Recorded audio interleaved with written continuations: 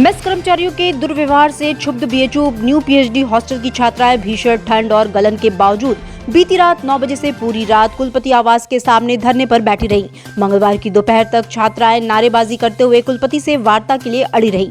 बड़ी संख्या में छात्राएं सोमवार रात हॉस्टल से निकलकर नारेबाजी करते हुए कुलपति आवास के सामने पहुंची और धरने पर बैठ गईं। छात्राएं रात भर इस ठंड में कुलपति आवास के सामने विरोध प्रदर्शन करती रही, लेकिन कोई सक्षम अधिकारी उनसे बात करने नहीं आया। मंगलवार की दोपहर चीफ प्रॉक्टर और हॉस्टल की वार्डन बात करने पहुंचे तो छात्राओं ने अपनी मांगों से संबंधित ज्ञापन सौंपा। छात्राओं ने समस्याओं के समाधान होने तक आंदोलन जारी रखने का फैसला कर लिया है।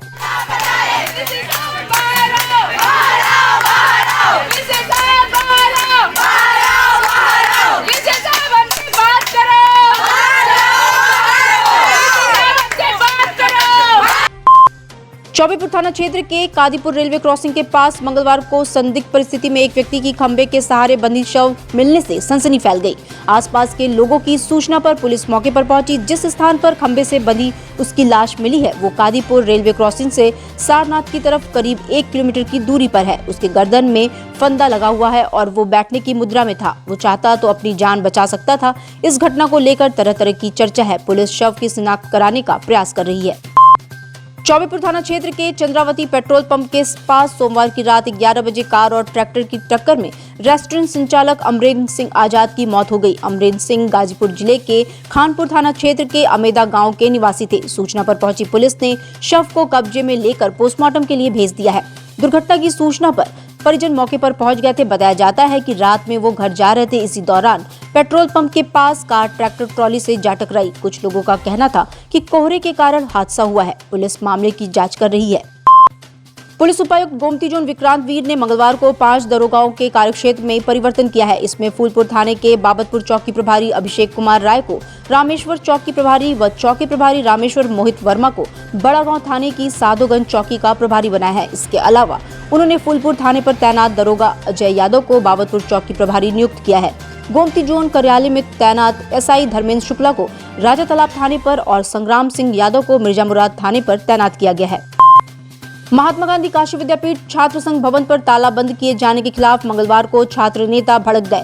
छात्र संघ महामंत्री अभिषेक सोनकर के नेतृत्व में छात्रों ने प्रशासनिक भवन का ताला बंद कर दिया और विरोध प्रदर्शन करने लगे। छात्र नेताओं का कहना है कि जब तक छात्र संघ भवन का ताला नहीं खुलता विरोध प्रदर्शन जारी रहेगा। उधर चीफ प्रॉक्टर अमृता सिंह ने बताया कि छात्र संघ का कार्यकाल समाप्त हो चुका है, इसलिए छात्र संघ भवन पर ताला बंद कर दिया गया है। उधर प्रशासनिक भवन पर ताला बंद कर दिए जाने से चीफ प्रॉक्टर समेत सुरक्षाकर्मी और कर्मचारी अंदर ही हैं। विश्वविद्यालय प्रशासन छात्र नेताओं को हटाने के लिए फोर्स बुलाने की तैयारी कर रहा है। देखिए कहीं ना कहीं आपको पता चला होगा और नहीं पता बता दूं मैं आपको, बिना हम लोग से बात किए, बिना वार्तालाप किए हम लोग से छात्र भवन बंद कर दे रहे हैं लोग। बिना इन लोग के कुछ समझ में नहीं आता है कि ये विश्वविद्यालय जो है छात्र संघ अपंग बनाना क्यों चाहता है। छात्र संघ अपंग बनाना चाहता है इसलिए कि जो विश्वविद्यालय के छात्र है रोडे में दौड़े, रोडे में घूमे, क्योंकि मैं उनको समस्या सुनने के लिए छात्र भवन में डेली बैठता हूँ। डेली छात्र आते हैं, हमसे बात करते हैं कि भैया ये समस्या मेरी है, ये चीज़ सुना जाता है, मैं उनको समस्या सुनता हूँ। लेकिन विश्वविद्यालय के जो कुलपति हैं और जो चीफ प्रॉक्टर हैं बिना हम लोग से बात किए, बिना कुछ कहे छात्र बंद कर देती है। अच्छा ये आप पैसा देके बनते हैं तो आप दिन में बैठे हैं कुर्सी में, मुझे चुना गया है, मुझे और देखे लड़की से चुने गए हैं, हम नहीं बैठ सकते छात्र भवन अपने? हम लोग कहाँ जाएंगे बैठने के लिए? हम रोड बैठेंगे क्या? इनसे पूछा जाता हूँ।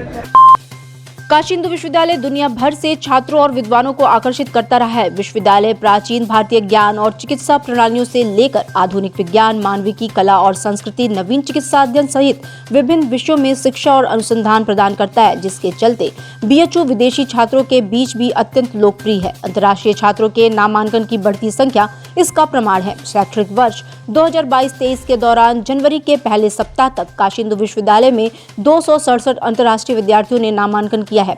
वर्तमान में स्नातक, स्नातकोत्तर, अनुसंधान और अल्पविधि प्रमाण पत्र या डिप्लोमा जैसे विभिन्न पाठ्यक्रमों में नए प्रवेश सहित अंतर्राष्ट्रीय छात्रों की कुल संख्या 551 है।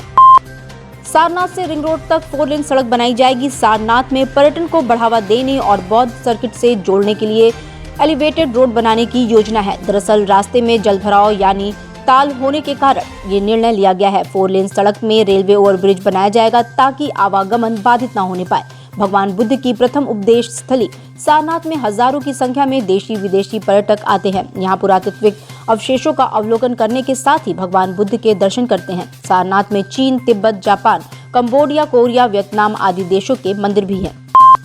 कैंट रेलवे स्टेशन के सामने और आसपास जाम की समस्या से निजात दिलाने के प्रयास के तहत मंगलवार की सुबह से सिगरा पुलिस और नगर निगम की टीम ने ऑटो स्टैंड के लिए सीमांकन शुरू कर दिया। एसीपी चेतगन शिवा सिंह के नेतृत्व में सिगरा इंस्पेक्टर राजू सिंह व नगर निगम के प्रवर्तन दल की टीम ने श्री कृष्ण धर्मशाला और फ्लाईओवर के नीचे ऑटो स्टैंड के लिए स्थान चिन्हित करने के लिए जगह की नापी कराई। इसके बाद लोहे के खंभे लगाकर लाल निशान से घेरा बनाया जा रहा है। श्री कृष्ण धर्मशाला के पास फिलहाल 30 ऑटो खड़े करने की व्यवस्था की गई है। इसके अलावा और भी स्थान चिन्हित किए जा रहे हैं। एसीपी शिवा सिंह ने बताया कि निर्धारित ऑटो स्टैंड में ही वाहन खड़े किए जाएंगे। यदि स्टैंड के बाहर ऑटो खड़ी मिली तो चालकों के वाहनों का चालान कर दिया जाएगा, जुर्माना भी लगाया जाएगा। यह है पार्किंग एरिया का चिन्हीकरण करने के लिए, ताकि यहाँ पे पार्किंग बनाई जा सके और ऑटो जो अनाधिकृत तरीके से खड़े होते हैं उनको रोका जा सके। कितने स्टैंड बन रहे हैं यहाँ पर, गाड़ियाँ कितनी खड़ी होती है? यहाँ पर अभी हमने स्टैंड जो चिन्हित किया है, यहाँ पे अराउंड 30 से 40 ऑटो हम एक्सपेक्ट कर रहे हैं खड़े होंगे, और भी हम आगे चिन्हित कर रहे हैं। देखा जाए नगर निगम के द्वारा जो ठेले भी लगाए जाते हैं, उनके लिए क्या व्यवस्था किया है? अभी जो ठेले का स्पेस है वो यहाँ पर मार्क्ड नहीं है, तो यहाँ पे ठेले अनाधिकृत तरीके से ही खड़े होते हैं। तो उसके बारे में नगर निगम जहाँ भी उनको स्पेस प्रोवाइड करेगा उसके हिसाब से आगे कार्रवाई करी जाएगी। काशी में बोट रेस का विधायक व पूर्व मंत्री डॉक्टर नीलकंठ तिवारी और कमिश्नर कौशल्या शर्मा ने दशाश्वमेध घाट से हरी झंडी दिखाकर उद्घाटन किया। इस 4 दिवसीय बोट प्रतियोगिता के पहले दिन रेस में भाग लेने वाली 12 टीमों में से 3 ने प्रथम, द्वितीय और तृतीय स्थान प्राप्त किए हैं। इनमें नौका राइडर को प्रथम, गौमुख जायंट को द्वितीय और जल योद्धा को तीसरा स्थान मिला है। प्रतियोगिता दशाश्वमेध से राजघाट तक हुई। प्रतियोगिता को कोई दिक्कत न हो इसलिए प्रशासन ने गंगा से रेस एरिया से सभी नावों, मोटर बोटों को हटवा दिया था। प्रतियोगिता में उत्साह के साथ प्रतियोगियों ने भाग लिया। प्रतियोगिता का समापन 20 जनवरी को पुरस्कार वितरण के साथ होगा। प्रतिदिन प्रतियोगिता में 13 बोट होंगे और हर बोट पर 5 की टीम रहेगी। काशी घाटों की नगरी है और घाट और गंगा का पर्यटन यहाँ का सबसे बड़ा फाउंडेशन रहा है।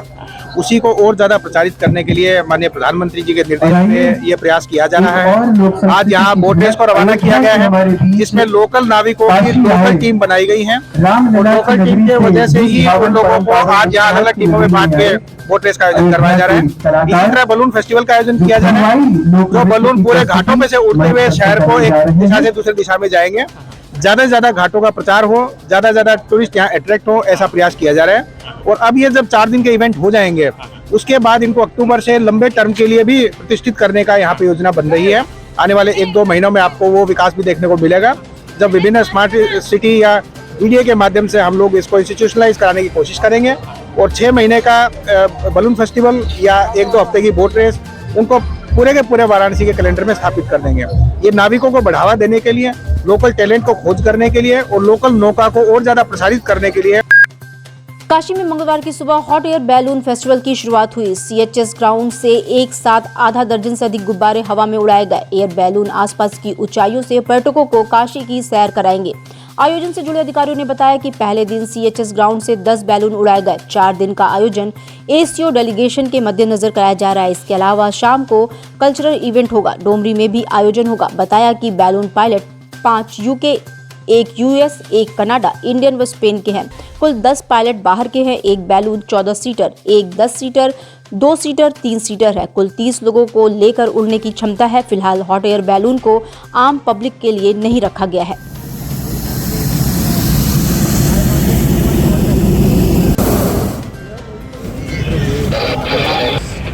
We are going to land. देखा ही ये सब शासन के लिए